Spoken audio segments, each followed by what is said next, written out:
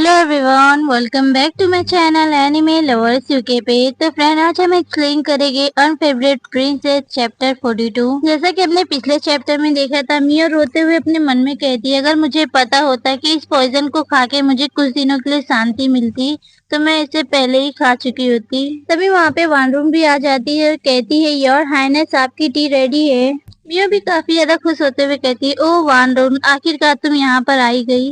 मिया अपनी टी को एंजॉय करते हुए अपने मन में कहती है, पॉइजन दिए जाने के बाद से यूची आओ, अंत में वो कुछ थोड़ा सही हो गया है और वो सारी अपनी कॉन्सर्ट को मेरे पास नहीं बेच रहा है। वो अपनी सभी कॉन्सर्ट को मुझसे दूर रख रहा है।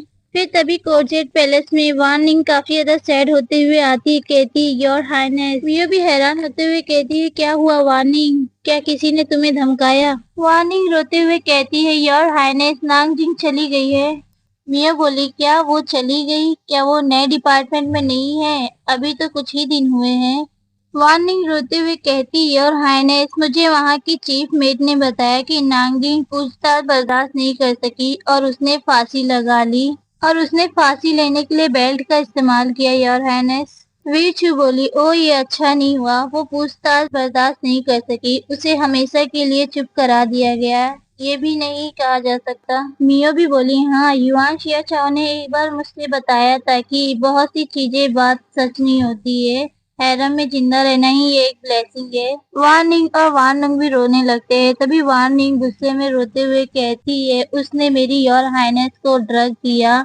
उस नांगजिंग से मैं नफरत करती हूँ, लेकिन जब वो चले गई है तो मुझे इसके लिए इतना ज्यादा दुख क्यों हो रहा है? वांडू भी रोते हुए कहती, ये तो पक्का है, योर हाइनेस के साथ जो कुछ हुआ उससे पहले नांगजिंग और नांगबिंग हमारी अच्छी दोस्त थी, हम एक अच्छी सिस्टर बनके रहते थे। फिर वो दोनों रोने लगती है और वार्निंग रोते हुए कहती है, पैलेस एक जीता जाता नर्क है। नांगबिंग जैसी एक अच्छी इंसान अचानक से मर गई और नांगजिंग जैसी एक लेडी एकदम क्रूर हो गई। मियो भी इन दोनों को शांत कराते हुए कहती है, ओ सच में ये पैलेस एक जीता जाता नर्क है।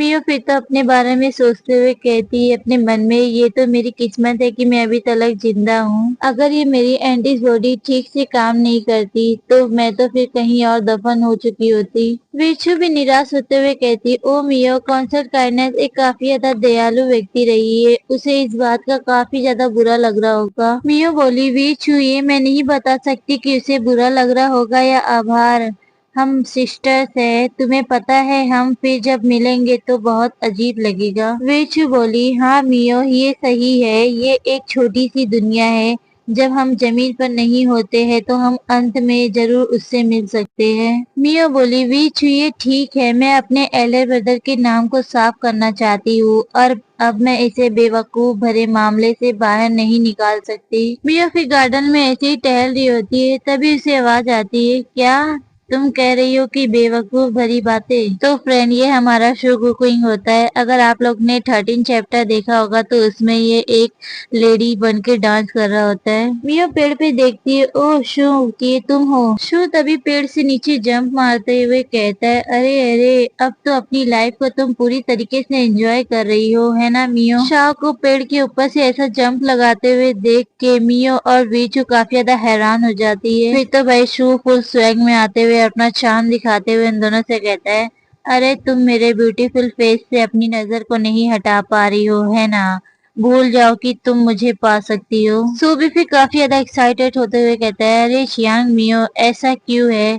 तो क्या तुम्हें मेरी याद नहीं आती है? और मियो भी इसे देखते हुए कहती है, अरे अब ये क्यों यहाँ पे आ गया है? मियो तभी चौंकते हुए चिल्लाते हुए कहती है, क्या तुम एस्टल हाउस से शू बुकिंग नहीं कर रहे हो? शू मियो को ऐसे चीखते हुए चिल्लाते हुए देखते हुए अपने मन में कहता है, ओ बिंगो, थैंक गॉड, तुम इतना पॉइजन खाने के बाद भी तुम म्यूट नहीं हो। मियो बोली, हे शू, तुम इस डॉग हाउस में क्या कर रहे हो? नहीं, तुम तो रॉयल पैलेस में, आखिर तुम्हें एंटर करने किसने दिया है? शू फिर तो भागते हुए मियो को हाथ को पकड़ लेता है और ये देख के मियो और वीचू की आंखें फटी की फटी रह जाती है।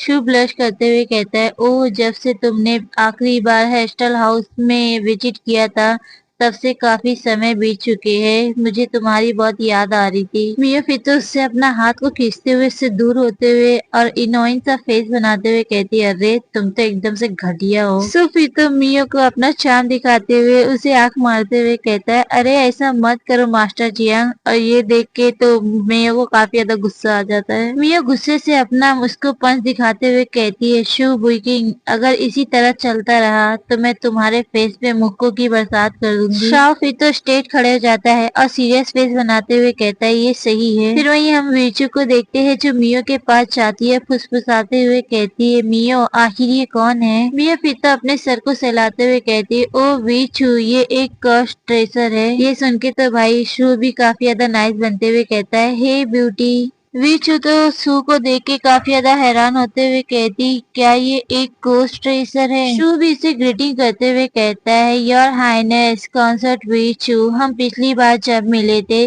जब एम्प्रेस डुअगर की बर्थडे की बैंक्वेट पार्टी थी। ये सुन के तो वीचू सोचने लगती है और अपने मन में कहती, क्या मैं उनसे पहले मिली थी, मुझे याद क्यों नहीं आ रहा है कि मैं इनसे मिली थी। तभी सडनली वीचू को याद आ जाता है, क्या ये वही डांसर है।